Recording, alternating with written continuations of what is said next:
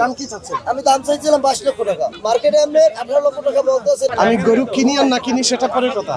প্রথমত হচ্ছে আপনার মেয়ের হার্টের ছিদ্র যে হইছে, ওর চিকিৎসাটা আমি করাই দিই। তাহলে কি আমরা 20 লাখ ধরে নিব? ধরে নিতে পারেন এরকম। এই গরুর টাকার সাথে আপনার মেয়ের চিকিৎসা না, আপনার মেয়ের চিকিৎসা আমি আলাদা করবো। এই খাসি একসাথে বড় হয়েছে না? জি, এটা আমি যে আমার গরুটা নেবে এই জন্য আমি তাকে আমার সারপ্রাইজ আছে আমার তার জন্য একটা। আচ্ছা, যেহেতু এই গরুটা হলো যে ম্যাডামের আবেগের সাথে জড়িত, জি, আবেগের সাথে জড়িত, যেহেতু আপনি মাকে ভালোবাসেন, আপনার মাকে নিয়ে এই গল্প যে কোনো কিছু, তাই এই গরুটা আমি আর কিছু বিশ্বাস আপনি নেন।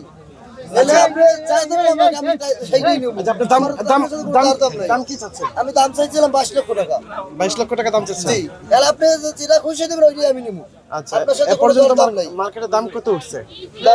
মার্কেটে আপনি 18 লক্ষ টাকা বলতেছে, আমার দেশের বাড়ি থেকে বলছে।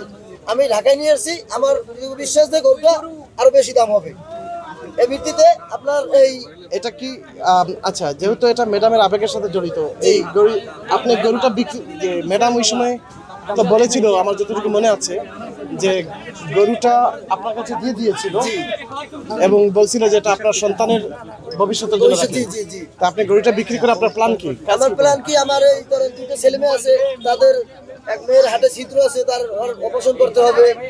তারপর এই ছেলে মেয়ে ওরা লেখাপড়া করতে আছে, তাদের একটা ভবিষ্যৎ করতে হইবে। আবার আমি গরুটা বিক্রি করে আমি খামারটা একটু বড় করব, এটাই আমার চিন্তা ভাবনা। আচ্ছা, আপনার মেয়ের হার্টে ছিদ্র? জি। মেয়ের বয়স কত? মেয়ের বছরে 8 বছর। আমি গরু কিনি আর না কিনি সেটা পরের কথা। প্রথমত হচ্ছে আপনার মেয়ের হার্টের ছিদ্র যে হইছে, ওর চিকিৎসাটা আমি করাই দিই। জি ভাই, আলহামদুলিল্লাহ, আলহামদুলিল্লাহ ভাই। আরে ঈদ লাগছে মনে, খুশি জোয়ার সবখানে। আরে ঈদ লাগছে মনে, বিকাশ পেমেন্ট সবখানে। এখন যেহেতু ম্যাডামের আবেগের সাথে জড়িত, এটা দাম দর করার দরকার নাই। আপনি যেটা খুশি দেবেন ওইটাই আমি নিব। আপনি একটা কাজ করেন, আপনার জন্য এটা আমার দ্বারাই। আচ্ছা তাহলে গরুটা আমাকে দিয়ে দেন। আর আপনি আলহামদুলিল্লাহ, গরুটা নিয়ে আপনি আপনাকে যে কাজ করতে হবে, এই গরুটা আপনাকে সিলেটে নিতে হবে। আপনি এবং সিলেটে আমাদের সাথে ঈদ করেন। আলহামদুলিল্লাহ ভাই, আপনি যেটা বলবেন আমি ওইটাই খুশি। গরুটা আপনি সিলেটে নিয়ে আসেন এবং সিলেটে আমাদের সাথে ঈদ করেন।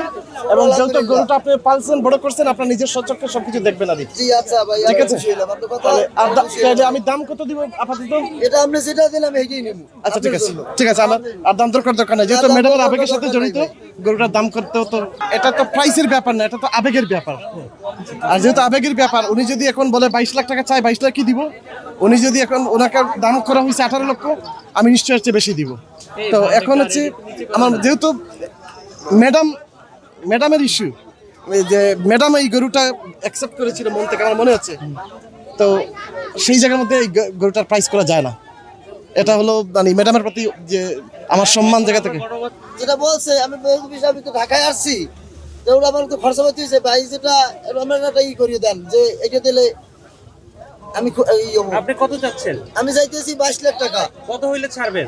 আমার তো বাইরে তো আমি এটা দিয়ে দিছি, ভাই আমার যে দে আমি তারে দিয়ে দিছি। ফাহিম ভাই আপনার উপর ছেড়ে দিছে।